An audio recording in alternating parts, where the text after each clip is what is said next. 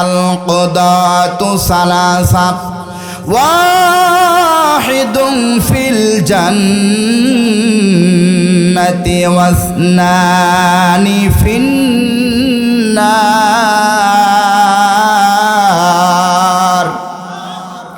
নবীজি বলতেছেন শাসক হবে তিন প্রকারের এক প্রকার শাসক এক প্রকার ন্যায় বিচারক এক প্রকারের বাদশা যাবে জান্নাতে আর দুই প্রকারের বাদশা দুই প্রকারের শাসক হবে জাহান্নামী তার মধ্যে এক নাম্বার হলো প্রথম নাম্বারে যিনি ন্যায়পরায়ণ বিচারক যিনি হবে তিনি যাবে জান্নাতে নবীজি আমার হাদিসের পরবর্তী অংশে বলতেছেন রাজুলুন আরাফাল হক ফাকাদা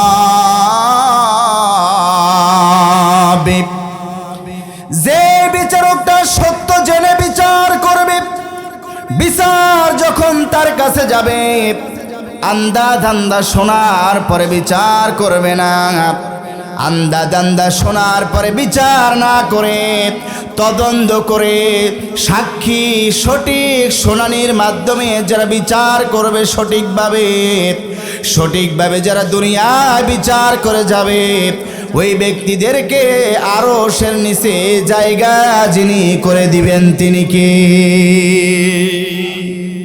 আল্লাহ এই জন্য দুনিয়াতে বিচার যখন যাবে বিচার যাওয়ার সাথে সাথে আন্দা ধান্দা বিচার মানিক মিয়ার মতো করা যাবে না ঠিক মতো শুনে সঠিকভাবে রায় দিতে হবে জোরে বলেন ঠিক কিনা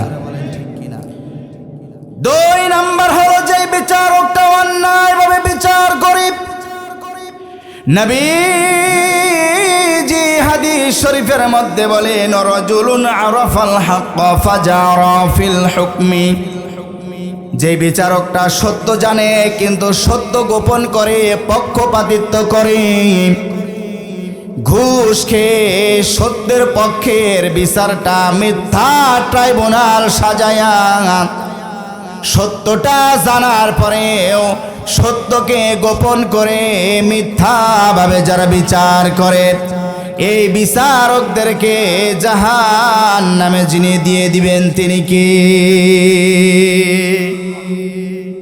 বিগত 17 বছর আমরা দেখেছি যারা মিথ্যা ট্রাইব্যুনাল সাজায়া হাজার হাজার আলেমদেরকে জেলখানায় বন্দী করেছে গুম করেছে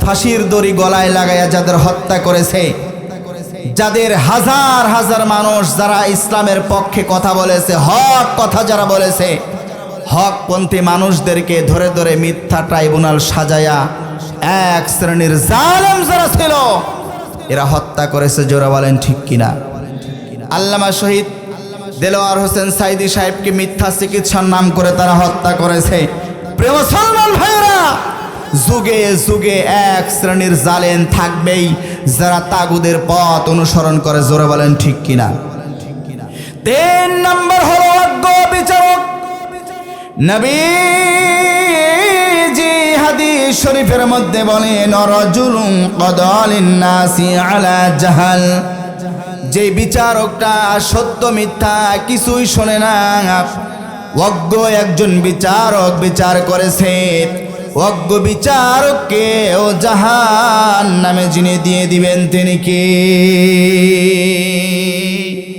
প্রিয় মুসলমান ভাইয়েরা এই জন্য বিচারক যারা হবে তিন শ্রেণীর বিচারকদেরকে আমার আল্লাহ পাক রব্বুল আলামিন কঠোরভাবে বললেন এক শ্রেণীর বিচারক যাবে জান্নাতে যারা সত্য জেনে সত্যভাবে বিচার করেছে দুই নম্বর হলো যারা সত্য জানার পরে সত্য গোপন করে বিচার করেছে এরা যাবে জাহান্নামে তিন নম্বরে যে মূর্খ অজ্ঞ যে বিচারকগুলো ছিল এদেরকেও আমার আল্লাহ তাআলা জাহান্নামে দিয়ে দিবে জোরে বলেন ঠিক কিনা আসুক না যত বাধা যত ঝড় সাইক্লোন রাসূলের পথে মোরা চলবই এ জীবন বাজি রেখে দিনের নিশান মোরা বাংলার আকাশে উড়াবো ঠিক কিনা আসুক না যত বাধা যত ঝড় সাইক্লোন রাসূলের পথে মোরা চলবই এ জীবন বাজি রেখে দিনের নিশান মোরা বাংলার আকাশে উড়াবো। এই যে পৃথিবী নামক একটা গ্রহ যেটাতে আমরা বসবাস করি, আল্লাহ তাআলা আমাকে আপনাকে বসবাস করার মতো পরিবেশ তৈরি করে দিয়েছে। এই পৃথিবীতে আব্বাজান আদম নবী থেকে শুরু করে কিয়ামত পর্যন্ত যত মানুষ এসেছিল, আসতেছে বা আসবে, আপনারা বলেন তো এই পৃথিবী কি অনন্তকাল পর্যন্ত চলতে থাকবে নাকি একদিন কিয়ামত হয়ে শেষ হয়ে যাবে? সবাই বলেন। মানুষ জাতি দুনিয়াতে আসার আগে আমার আল্লাহ তাআলা একটা মাখলুকাত সৃষ্টি করেছিলেন। জোরে বলেন সেই মাখলুকাতের নাম কি? জিন জাতি। জোরে বলেন কি নাম?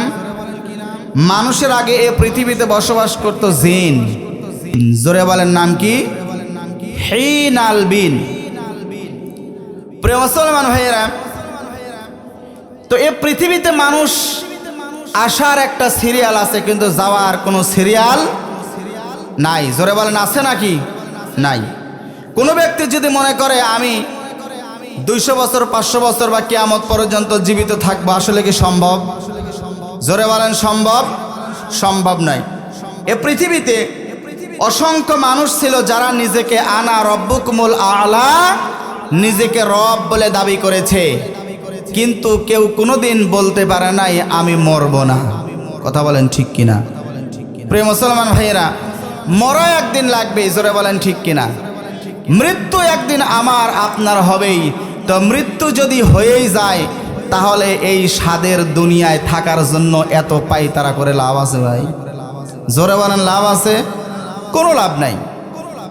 মৃত্যুর জন্য প্রস্তুতি নিতে হবে আমাকে আপনাকে। মৃত্যুর প্রস্তুতি যদি না নেই, তাহলে কোনো কিছুই হবে না। দুনিয়ায় স্বাদের বাড়ি, স্বাদের নারী, স্বাদের গাড়ি সব কিছু রয়ে যাবে, শূন্য হাতে দুনিয়ার থেকে চলে যাওয়া লাগবে। এই জন্য মৃত্যুর প্রস্তুতি আমাকে আপনাকে নিতেই হবে। না সে দুনিয়া থেকে যদি আখেরাতের পুঁজি নিয়ে না যায়, কিয়ামতের দিন শূন্য হাতে ওঠা ছাড়া কোনো উপায় নাই। আচ্ছা, হাসরের যে মাঠ, হাসরের মাঠের অবস্থাটা এমন হবে যে এই যে সূর্য যে আছে, দিনের বেলায় সূর্য আছে, নাসার একটা গবেষণা অনুযায়ী আমাদের এই পৃথিবীর থেকে সূর্য 9,29,00,000 মাইল দূরে অবস্থিত। জোরে বলেন সুবহানাল্লাহ। কয় কোটি? 9,29,00,000 মাইল দূরে অবস্থিত। আচ্ছা বলেন তো, চৈত্র মাসে যখন রোদ ওঠে প্রচুর হারে, যখন তাপ ছাড়ে, রোদের তাপ কি আসলে সহ্য করা সম্ভব হয়? ওই সময় খুব কষ্ট হয়ে যায়। তখন কি করি? দুনিয়ার সব কাজ ফেলে তাড়াতাড়ি ফ্যান লাগাও, তাড়াতাড়ি গাছের ছায়ায় বসো। আমরা হতাশ হয়ে যাই, কোথায় বসলে একটু আরাম পাবো। জোরে বলেন ঠিক কিনা? জোরে বলেন ঠিক কিনা? প্রিয় মুসলমান ভাইয়েরা, ভালো করে খেয়াল করেন, দুনিয়া নামক গ্রহ থেকে এই যে সূর্যটা আমি আপনি দেখতে পাই, এই সূর্যটা 1 নয় 2 নয়, 9,29,00,000 মাইল থেকে যখন তাপ দিতে থাকে, সূর্যের তাপের কারণে এত ক্লান্ত হয়ে যায়, এত পেরেশানি হয়ে যায়। পেরেশানি হওয়ার কারণে ঘরের মধ্যে ফ্যানের বাতাসে আর কাজ হয় না। ফ্যান বাদ দিয়া অধিকাংশ পাকা বাড়িতে যাদের অর্থ সম্পদ আছে, এসি লাগিয়েছে। কথা বলেন ঠিক কিনা? প্রিয় মুসলমান ভাইয়েরা, শুধু এতটুকু নয়, পৃথিবী নামক গ্রহ থেকে 13 লক্ষ গুণ বড় যেই সূর্যটা 9,29,00,000 মাইল দূরে অবস্থিত, শুধু এতটুকু নয়, সূর্যটা যখন তাপ দেয়, ওই সূর্যের মুখে আমার আল্লাহ রব্বুল আলামিন কুদরতি ছাকনা দিয়া সূর্যের তাপ ঠেকায় রেখেছে। এত উপর থেকে সূর্য যখন তাপ দেয় সহ্য করতে পারি না। কিয়ামতের কঠিন মুসিবতের ময়দানে এই সূর্যটা 12টা মুখ ধারণ করে আমার আপনার মাথার অর্ধ হাত অথবা 1 হাত উপর থেকে তাপ যিনি দিবেন তিনি কি? ওই আল্লাহ আছে না নাই? ওই আল্লাহর শক্তি কি আগের মতোই আছে না কমে গেছে? জোরে বলেন, আগের মতোই আছে না কমছে? প্রিয় মুসলমান, শুধুমাত্র তাই নয়, মাটি পুরে তামা হয়ে যাবে। কাফের বেঈমানদের অবস্থাগুলো এমন হবে, প্রত্যেকজন মানুষের ঘামের কারণে, প্রত্যেকজন মানুষের কারোর হাঁটু পানি হয়ে যাবে, কারোর মাজা পানি হবে, কারোর বুক পানি হয়ে যাবে। কেউ বা আবার কোনো মতো নাক জাগায়া জাগায়া নিঃশ্বাস নিবে, কেউ বা আবার ওই পানি এত বেশি হবে পানির মধ্যে সাঁতরাইতে থাকবে। পানি এত বেশি হবে যে পানির মধ্যে মানুষ গুনার কারণে সাঁতরাইতে থাকবে। জোরে বলেন নাউজুবিল্লাহ, জোরে বলেন নাউজুবিল্লাহ। প্রিয় মুসলমান ভাইরা, শুধুমাত্র তাই নয়, মানুষগুলো আফসোস করতে থাকবে আর বলতে থাকবে, পানি পানি বলে রব শুরু হয়ে যাবে। নবীজির একনিষ্ঠ উম্মত যারা হবে, নবীজির খাঁটি উম্মতদের নবীজি খুঁজে খুঁজে হাউজে কাউসারের পানি পিলায়া জান ঠান্ডা করে দিবে। নবীজি ওই দিন হাউজে কাউসার নিয়ে দৌড়াইতে থাকবে, কোথায় আমার মুহাব্বতের উম্মতেরা, কোথায় যারা দুনিয়াতে আমি রাসূলের সুন্নাতের তাবেদারি করেছে, যারা আমি রাসূলের সুন্নাত মেনেছে, যারা ইসলাম প্রতিষ্ঠা করার জন্য চেষ্টা করেছে, যারা জীবন দিয়ে, সময় দিয়ে, অর্থ দিয়ে আমি রাসূলের সুন্নাতগুলো আঁকড়ে ধরে রেখেছে, আমি রাসূলের দিন তারা দুনিয়ায় প্রতিষ্ঠা করার চেষ্টা করেছে, কোথায় তারা? আমার নবীজি পাগলের মতো দৌড়াইতে থাকবে সেই সমস্ত উম্মতদের জন্য যারা দুনিয়াতে নবীজির জন্য পাগল ছিল। জোরে বলেন ঠিক কিনা? প্রিয় মুসলমান ভাইরা, শুধু তাই নয়, যারা নাকি 1 নয় 2 নয় 7 শ্রেণীর মানুষ যারা হবে, আমার আল্লাহ পাক রব্বুল আলামিন 7 শ্রেণীর মানুষদেরকে আমার আল্লাহর আরশের নিচে যিনি জায়গা করে দিবেন তিনি কি? আল্লাহর আরশের ছায়া ছাড়া আর কোনো ছায়া থাকবে না। প্রিয় মুসলমান ভাইয়েরা, কাফের বেঈমান যারা হবে, সূর্যের তাপের কারণে ওই ব্যক্তিদের জিহ্বাটা কুকুরের মতো ঝুলতে থাকবে, নাভিস্থল পর্যন্ত ঝুলতে থাকবে, মাথার মগজগুলো গলে গলে টস টস করে নাক কান দিয়ে বেয়ে বেয়ে পড়বে। যেমনিভাবে আমাদের দেশের মায়েরা বোনেরা ভাত রান্না যখন করে দেখবেন ওই ভাতের ফ্যান যেটা ওইটা টকবক করে ফুটতে থাকে। জোরে বলেন ঠিক কিনা? কাফের বেঈমান যারা হবে, কাফের বেঈমানদের মাথার মগজগুলো টকবক করতে থাকবে, টকবক করে না কান দিয়ে বেবে টস টস করে জমিনের মধ্যে পড়তে থাকবে। ওই দিন ভালোবেসে মোহাব্বত করে আরশের নিচে জায়গা যিনি করে দিবেন তিনি কে?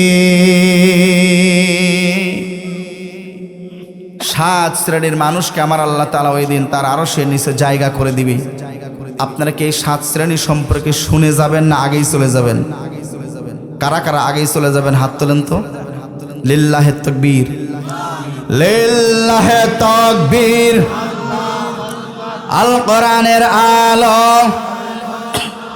আল হাদিসের আলো লিল্লাহি তাকবীর। প্রিয় মুসলমান, তাহলে খেয়াল করে শুনেন, 1 নম্বরে আল ইমামুল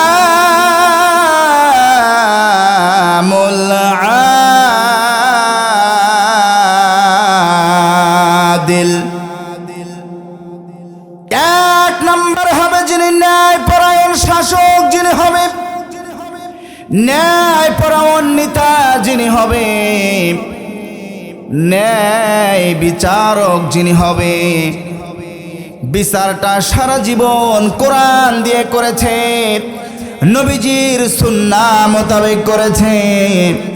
সারা জীবন নবীজির তরিকা অনুযায়ী যারা করেছে, দুনিয়ায় যারা ন্যায়পরায়ণ শাসক হবে, ন্যায়পরায়ণ শাসকদের আরশের নিচে জায়গা যিনি করে দিবেন তিনি কি? ন্যায়পরায়ণ শাসক।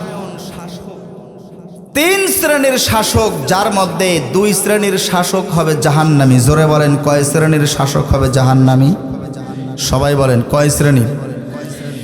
2 শ্রেণীর শাসক হবে জাহান্নামী, 1 শ্রেণীর শাসক হবে জান্নাতি। নবীজি আমার আবু দাউদের মধ্যে 3573 নম্বর হাদিস, তিরমিজি শরীফের মধ্যে 1322 নম্বর হাদিসের মধ্যে নবীজি বলেন, আল কুদাতু সালাসা ওয়াহিদুন ফিল জান্নাতি ওয়াসনানি ফিন নার। নবীজি বলতেছেন শাসক হবে 3 প্রকারের। 1 প্রকার শাসক, 1 প্রকার ন্যায় বিচারক, 1 প্রকারের বাদশাহ যাবে জান্নাতে। আর 2 প্রকারের বাদশাহ, 2 প্রকারের শাসক হবে জাহান্নামী। তার মধ্যে 1 নাম্বার হলো, প্রথম নাম্বারে যিনি ন্যায়পরায়ণ বিচারক যিনি হবে, তিনি যাবে জান্নাতে। নবীজি আমার হাদিসের পরবর্তী অংশে বলতেছেন, রাজুলুন আরাফাল হাক্ক ফাকাদা বি। যে বিচারকটা সত্য জেনে বিচার করবে, বিচার যখন তার কাছে যাবে, আন্দা ধান্দা শোনার পরে বিচার করবে না, আন্দা দান্দা শোনার পরে বিচার না করে, তদন্ত করে সাক্ষী সঠিক শুনানির মাধ্যমে যারা বিচার করবে সঠিকভাবে যারা দুনিয়ায় বিচার করে যাবে, ওই ব্যক্তিদেরকে আরশের নিচে জায়গা যিনি করে দিবেন তিনি কি? আল্লাহ। এই জন্য দুনিয়াতে বিচার যখন যাবে, বিচার যাওয়ার সাথে সাথে আন্দা ধান্দা বিচার মানিক মিয়ার মতো করা যাবে না। ঠিক মতো শুনে সঠিকভাবে রায় দিতে হবে। জোরে বলেন ঠিক কিনা? 2 নাম্বার হলো, যে বিচারকটা অন্যায়ভাবে বিচার করে, নবীজি হাদিস শরীফের মধ্যে বলেন, রাজুলুন আরাফাল হাক্ক ফাজারা ফিল হুকমি। যে বিচারকটা সত্য জানে কিন্তু সত্য গোপন করে, পক্ষপাতিত্ব করে, ঘুষ খেয়ে সত্যের পক্ষের বিচারটা মিথ্যা ট্রাইব্যুনাল সাজায়া, সত্যটা জানার পরেও সত্যকে গোপন করে মিথ্যাভাবে যারা বিচার করে, এই বিচারকদেরকে জাহান্নামে যিনি দিয়ে দিবেন তিনি কি? বিগত 17 বছর আমরা দেখেছি যারা মিথ্যা ট্রাইব্যুনাল সাজায়া হাজার হাজার আলেমদেরকে জেলখানায় বন্দী করেছে, গুম করেছে, ফাঁসির দড়ি গলায় লাগাইয়া যাদের হত্যা করেছে, যাদের হাজার হাজার মানুষ যারা ইসলামের পক্ষে কথা বলেছে, হক কথা যারা বলেছে, হকপন্থী মানুষদেরকে ধরে ধরে মিথ্যা ট্রাইব্যুনাল সাজায়া এক শ্রেণীর জালেম যারা ছিল এরা হত্যা করেছে, জোরে বলেন ঠিক কিনা? আল্লামা শহীদ দেলোয়ার হোসেন সাইদি সাহেবকে মিথ্যা চিকিৎসার নাম করে তারা হত্যা করেছে। প্রিয় মুসলমান ভাইরা, যুগে যুগে এক শ্রেণীর জালেম থাকবেই যারা তাগুদের পথ অনুসরণ করে, জোরে বলেন ঠিক কিনা? 3 নম্বর হলো অজ্ঞ বিচারক। নবীজি হাদিস শরীফের মধ্যে বলেন, রাজুলুন কাদালিন নাসি আলা জাহাল, যে বিচারকটা সত্য মিথ্যা কিছুই শোনে না, অজ্ঞ একজন বিচারক বিচার করেছে, অজ্ঞ বিচারককে ও জাহান্নামে যিনি দিয়ে দিবেন তিনি কে? প্রিয় মুসলমান ভাইয়েরা, এই জন্য বিচারক যারা হবে 3 শ্রেণীর বিচারকদেরকে আমার আল্লাহ পাক রব্বুল আলামিন কঠোরভাবে বললেন। 1 শ্রেণীর বিচারক যাবে জান্নাতে, যারা সত্য জেনে সত্যভাবে বিচার করেছে। 2 নম্বর হলো যারা সত্য জানার পরে সত্য গোপন করে বিচার করেছে, এরা যাবে জাহান্নামে। 3 নম্বরে যে মূর্খ অজ্ঞ যে বিচারকগুলো ছিল, এদেরকেও আমার আল্লাহ তাআলা জাহান্নামে দিয়ে দিবে, জোরে বলেন ঠিক কিনা? প্রিয় মুসলমান ভাইরা, যারা ন্যায় বিচার করে না, দুনিয়াতে যারা কোরআন দিয়ে বিচার করে না, রাসূলের সুন্নাহ অনুযায়ী যারা বিচার করে না, দুনিয়ার মানুষের মন মস্তিষ্ক প্রসূত জ্ঞান দিয়ে যারা বিচার করে, লেনিনের মতবাদ দিয়ে যারা বিচার করে, আরো অনেক মানুষের মতবাদ দিয়ে যারা বিচার করে, আল্লাহর কোরআন বাদ দিয়ে যারা দুনিয়ায় বিচার করবে, আমার আল্লাহ পাক রব্বুল আলামিন ওই সমস্ত ব্যক্তিদেরকে বলেছেন তারা জালিম। কোরআনুল কারীমের মধ্যে 114টি সূরার মধ্যে সূরাতুল মাইদা 5 নম্বর সূরা 45 নম্বর আয়াতে কারিমার মধ্যে আমার আল্লাহ পাক রব্বুল আলামিন বলেন, ওয়ামান লাম ইয়াহকুম বিমা আনজালাল্লাহু ফাউলাইকা হুমুল যালিমুন।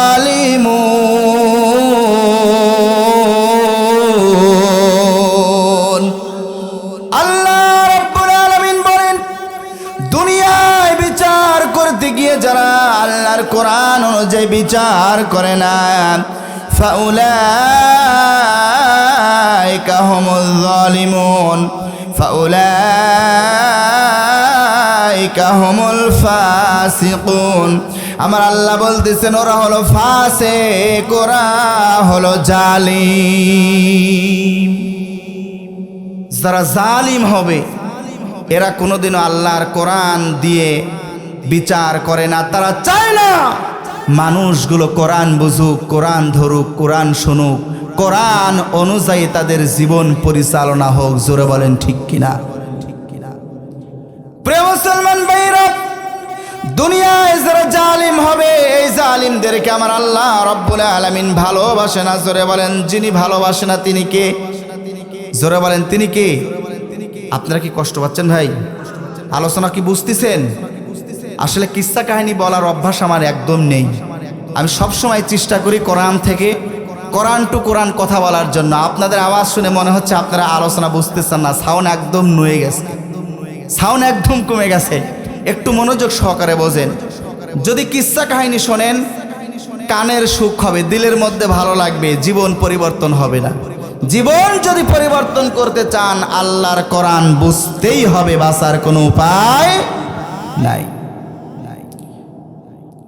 আমাদের যিনি প্রধান মেহমান আমার ভাই আলী মুর্তজা খান, উনিও এইভাবেই কথা বলে, কোরআন দিয়েই কথা বলে। আমি ওনার আলোচনা শুনেছি।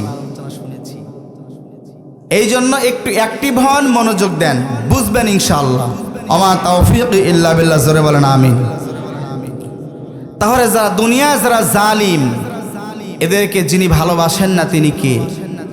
জোরে বলেন তিনি কে? দুনিয়ায় জালিম হওয়া যাবে না, জুলুম করা যাবে না। দুনিয়ায় যারা জুলুম করবে আল্লাহ পাক রব্বুল আলামিন কিয়ামতের দিন এদের আসামির কাঠগড়ায় দাঁড়ানো লাগবে, জোরে বলেন ঠিক কিনা? আল্লাহ রাব্বুল আলামিন বলেন দুনিয়ায় যারা জুলুম করেছে এরা হলো জালিম। জালিম সম্পর্কে আমার আল্লাহ পাক রব্বুল আলামিন কোরআনুল কারীমের ৩ নম্বর সূরা সূরাতুল আল ইমরান ৫৭ নম্বর আয়াতে কারিমার মধ্যে আমার আল্লাহ পাক রব্বুল আলামিন বলেন ইন্নাল্লাহা লা ইউহিব্বুল জালিমিন।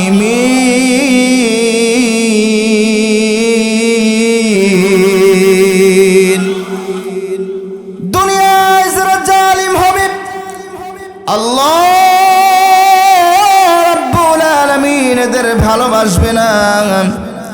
দুনিয়ায় ক্ষমতা পাওয়ার পরে মানুষদের উপরে জুলুম করবে, অত্যাচার করবে, ক্ষমতার অপব্যবহার করবে, সম্পদের অপব্যবহার করবে, মানুষদের মানুষ মনে না করে মানুষের সঙ্গে জানোয়ারের মতো ব্যবহার করবে।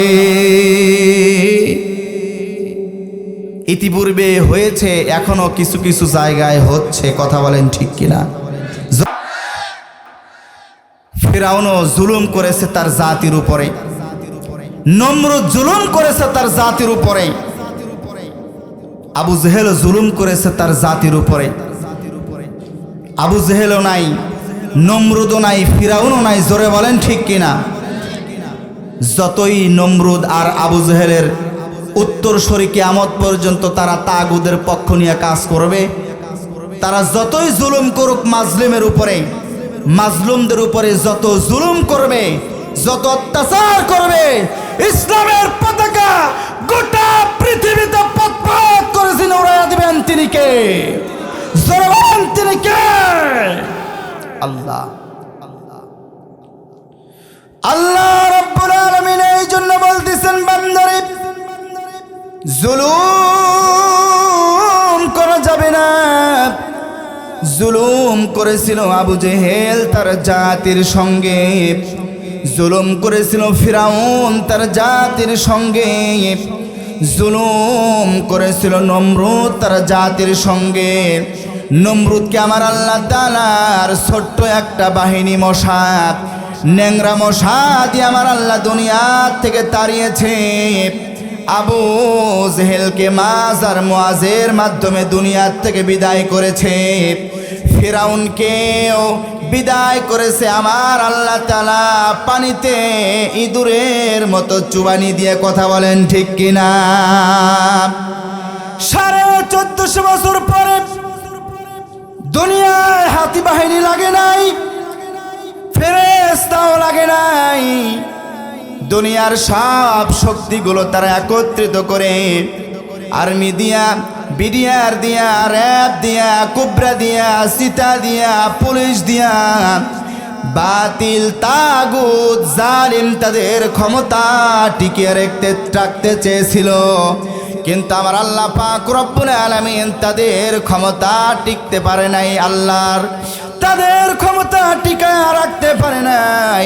আমার আল্লাহ তাআলা মাজার মুআজের মতো ছোট্ট ছোট্ট ছাত্রদের মাধ্যমে বাংলার জমিন থেকে জালিম বিতাড়িত করেছে, জোরে বলেন ঠিক কিনা? ওরা মনে করেছিল দুনিয়া থেকে যদি, বাংলাদেশ থেকে যদি আমরা আলেমকে যদি ফাঁসি দিয়ে যদি হত্যা করি, আলেমকে যদি মেরে ফেলি, তাহলে হয়তোবা আমরা ইসলামের বাতি নিভাইয়া দিতে পারবো।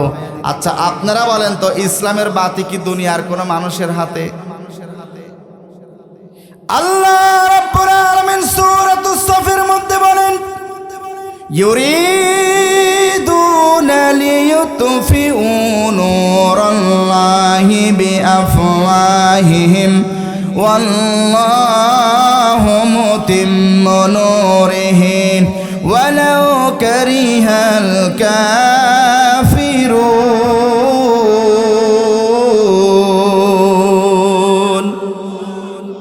আল্লাহ রাব্বুল আলামিন বলেন দুনিয়ায় যারা বাতিল হবে, দুনিয়ায় যারা তাগুত হবে, দুনিয়ার সব বাতিল মিলে আমি আল্লাহর দিনকে, ইসলামকে, কোরআনের নূরকে তারা দুনিয়া থেকে বিদায় করতে চায়।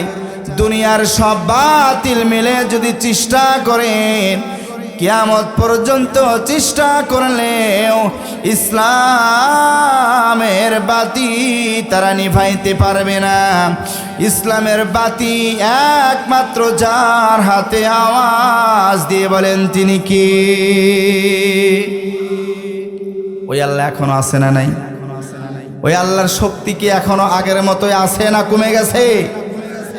প্রিয় মুসলমান ভাইয়েরা, এই জন্য একজন নেতার মূল পরিচয় হলো সে ন্যায় বিচারক হবে, সব সময় ন্যায়ের পক্ষে থাকবে। জোরে বলেন ঠিক কিনা? প্রিয় মুসলমান ভাইয়েরা, একজন নেতা যিনি হবে, আর কিছুদিন পরেই তো নেতা আমরা নির্বাচন করব, ঠিক না? একজন নেতার এক নয় দুই নয়, সর্বসাফল্যে 8টা গুণ থাকা লাগবে। জোরে বলেন কয়টা গুণ? জোরে বলেন কয় গুণ? 8টা গুণ থাকা লাগবে। আমরা বলতেছি 1 নম্বরে হলো ন্যায়পরায়ণ শাসক, যাদেরকে আমার আল্লাহ পাক রব্বুল আলামিন আরশের নিচে জায়গা দিবে। জোরে বলেন ঠিক কিনা? 8টা গুণ থাকা লাগবে। 1 নম্বর গুণ হলো নেতা যিনি হবে, এই নেতার মধ্যে তাকওয়া থাকা লাগবে। তাকওয়া যদি নেতার মধ্যে যদি না থাকে, আল্লাহ ভীতি যদি না থাকে, ওই নেতা দিয়ে আর যাই হোক না কেন সমাজে শান্তি প্রতিষ্ঠা করা সম্ভব নয়। জোরে বলেন ঠিক কিনা?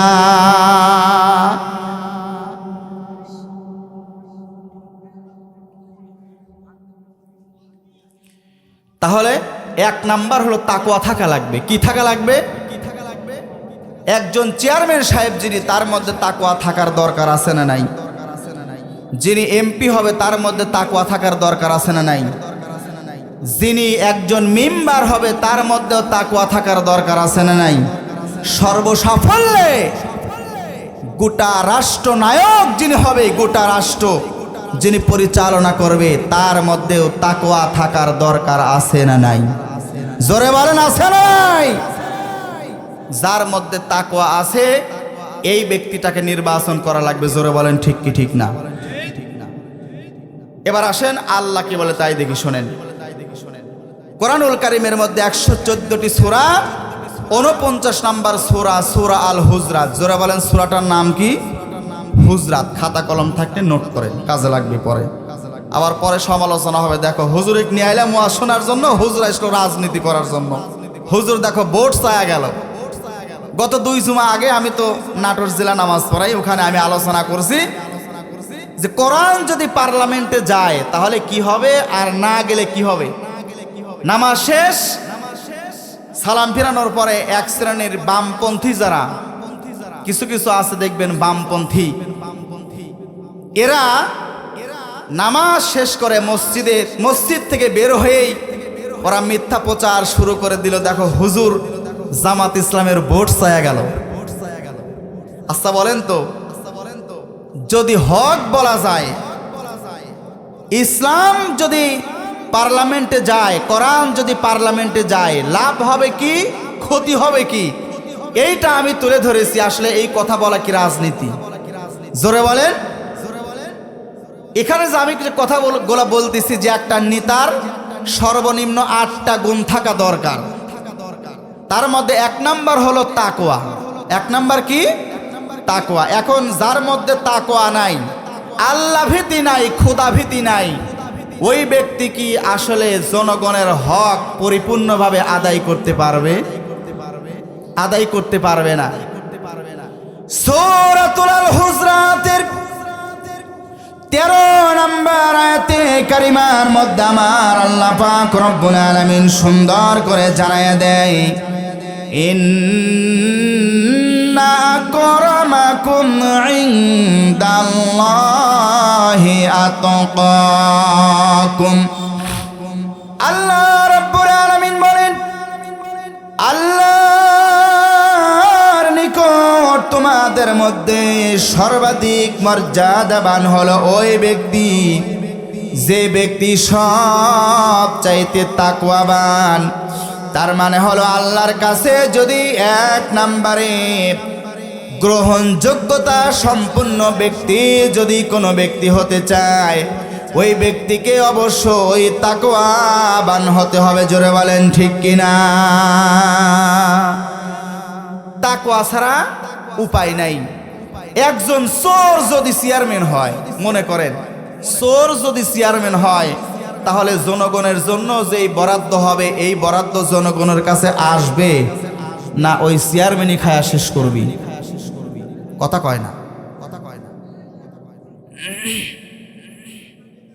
হ্যাঁ, চেয়ারম্যান পাওয়ার আগেই খায়া ফেলাবি। এই জন্য এক নাম্বার হলো তাকওয়াবান হওয়া রাখবে। তাকওয়া যদি না থাকে কোনো মানুষের মধ্যে, কোনো নেতার মধ্যে যদি তাকওয়া না থাকে তাহলে কি হবে? তাকওয়া যদি না থাকে ওই ব্যক্তি সীমা লঙ্ঘন করবে। ওই ব্যক্তিগুলো জনগণের সম্পদ মেরে খাবে, লুটে পুটে খাবে। ওই ব্যক্তির দ্বারা দেশের এবং দশের কোনো উপকার হবে না। ওই ব্যক্তি দশের ক্ষতি করবে, দেশের ক্ষতি করবে, সমাজের মধ্যে বিশৃঙ্খলা পরিবেশ তৈরি করবে। জোরে বলেন ঠিক কিনা? কোরআনুল কারীমের মধ্যে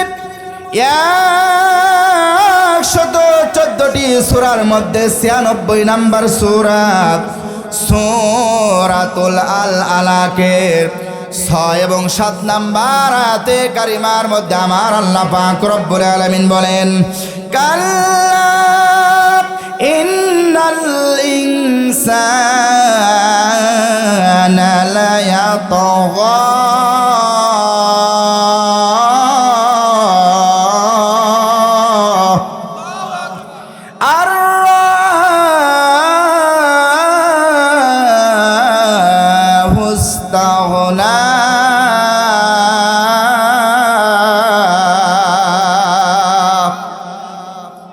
আল্লাহ রাব্বুল আলামিন বলতেছেন, নিশ্চয় মানুষ সীমা লঙ্ঘন করে যখন সে নিজেকে ক্ষমতাবান এবং স্বয়ং সম্পূর্ণ মনে করে।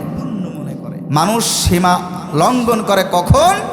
যখন সে ক্ষমতা পায়, নিজেকে স্বয়ং সম্পূর্ণ মনে করে, তখনই একজন মানুষ সীমা লঙ্ঘন করে।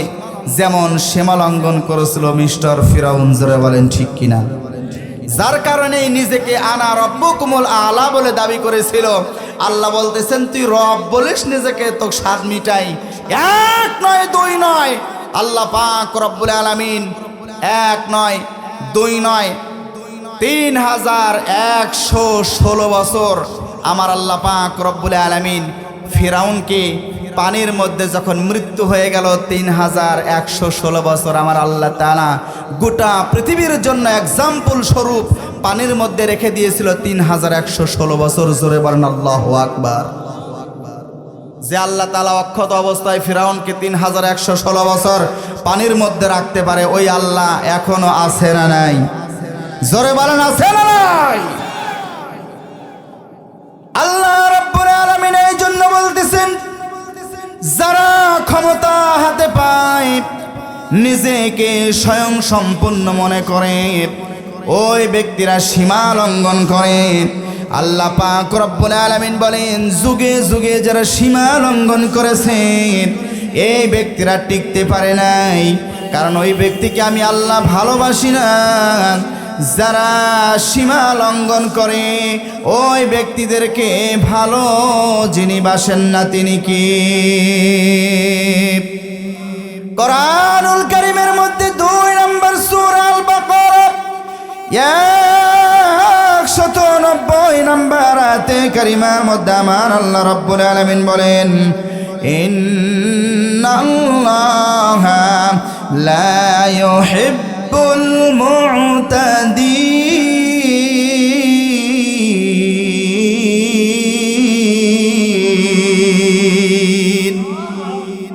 আল্লাহ রাব্বুল আলামিন বলতেছে, বান্দারে নিশ্চয়ই যারা দুনিয়ার মধ্যে সীমা লঙ্ঘন করবে আমি আল্লাহ পাক রব্বুল আলামিন তাদের ভালোবাসি না।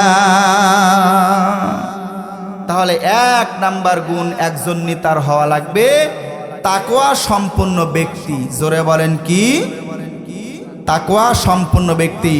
নেতা নির্বাচন করার ক্ষেত্রে আমাদেরও দেখতে হবে যে কোন নেতার মধ্যে তাকওয়া আছে। জোরে বলেন ঠিক কিনা? যদি আপনি তাকওয়াবান নেতার পিছে না ছুটে তাগুদের পিছনে ছোটেন, তাহলে ভালো করে খেয়াল করেন, আল্লাহ পাক রব্বুল আলামিন কোরআনুল কারীমের মধ্যে বলতেছেন, ইয়াওমা নাদউ কুল্লা উনাসিম বিইমামিহিম। আপনারা বলেন তো ইমাম শব্দের অর্থ কি? কথা কয় না। ইমাম শব্দের অর্থ কি? নেতা। নেতা ইমাম শব্দের মানে কি? নেতা। ইমাম হলো আরবি শব্দ, নেতা হলো বাংলা শব্দ, ইংরেজিতে হলো লিডার, ঠিক না?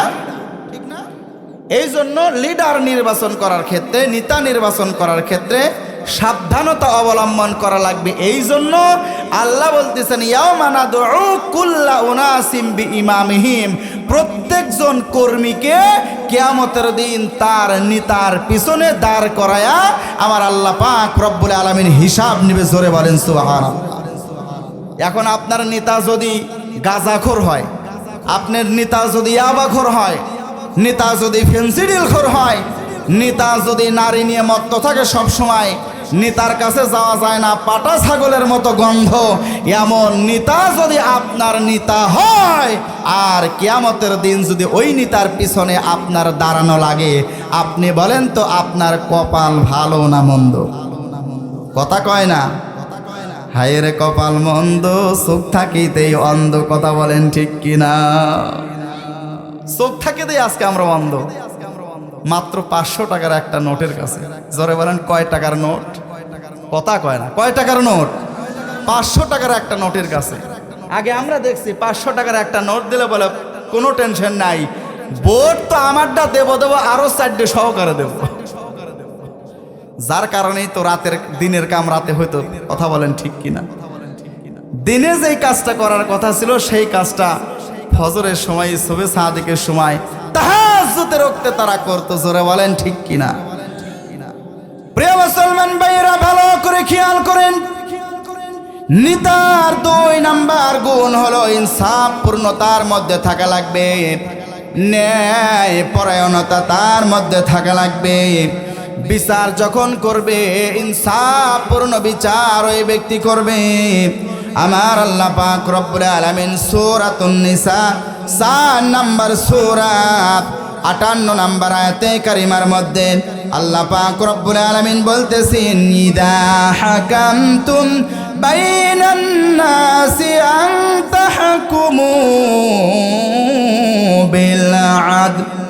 আল্লাহ রাব্বুল আলামিন বলেন, যখন তোমরা মানুষের মধ্যে বিচার করবে, তখন তোমরা ন্যায় বিচার করবে।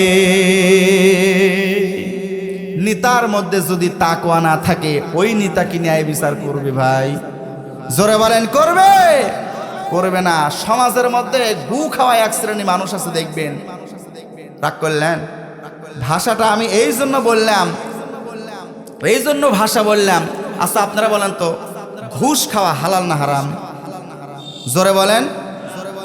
ঘুষ খাওয়া হারাম, তাই না? পায়খানা খাওয়া হালাল না হারাম?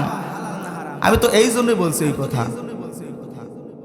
যারা 500 টাকা ঘুষ খায়া ন্যায়ের পক্ষে রায় না দিয়ে অন্যায়ের পক্ষে যারা রায় দেয়, আমার তো মনে হয় ওই 500 টাকা নেওয়া আর শুয়ারের পায়খানা খাওয়া সমান কথা। জোরে বলেন ঠিক কিনা? এই জন্য তাকওয়া সম্পন্ন নেতা হওয়া লাগবে। বিচারক যিনি হবে, তাকওয়া সম্পূর্ণ ব্যক্তি হওয়া লাগবে। ইনসাফপূর্ণ বিচার ওই ব্যক্তি করবে। জোরে বলেন ঠিক কিনা? প্রিয় মুসলমান ভাইয়েরা, তাহলে খেয়াল করে শোনেন, 3 নাম্বার গুণ হলো আমানতদারিতা হওয়া লাগবে। জোরে বলেন কি দারিতা? আমানতদারিতা। ওই ব্যক্তির মধ্যে আমানতদারিতা থাকা লাগবে। আল্লাহ রাব্বুল আলামিন বলতেছেন সূরাতুন নিসা 58 নাম্বার আয়াতের মধ্যে আমার আল্লাহ রাব্বুল আলামিন বলেন, ইন্নাল্লাহা ইয়া'মুরুকুম আন তু'আদ্দুল আমানাতি ইলা আহলিহা।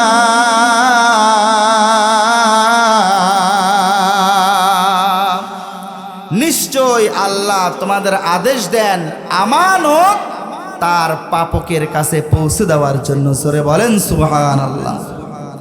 এখন সরকারের পক্ষ থেকে যে বাজেটগুলো হয় এই হকগুলো জনগণের, কথা বলেন ঠিক কিনা? এই যে কার্ড, বিভিন্ন কার্ড আসে, চাউল আসে, বিভিন্ন সময় টিউবওয়েল আসে, বিভিন্ন সময় বিভিন্ন কিছু আসে। অনেক সময় লক্ষ্য করলে দেখা যায় কিছু কিছু নেতা আছে কিছু টাকার বিনিময়ে কার্ড বানা দেয়, আছে না নাই? তবে বাংলাদেশের অন্য অন্য জেলায় থাকলেও আমার পাবনা জেলা, ভাঙ্গুড়া, ফরিদপুরে নাই। কি কন? না, নাই নাই নাই নাই না, আমার বিশ্বাস নাই।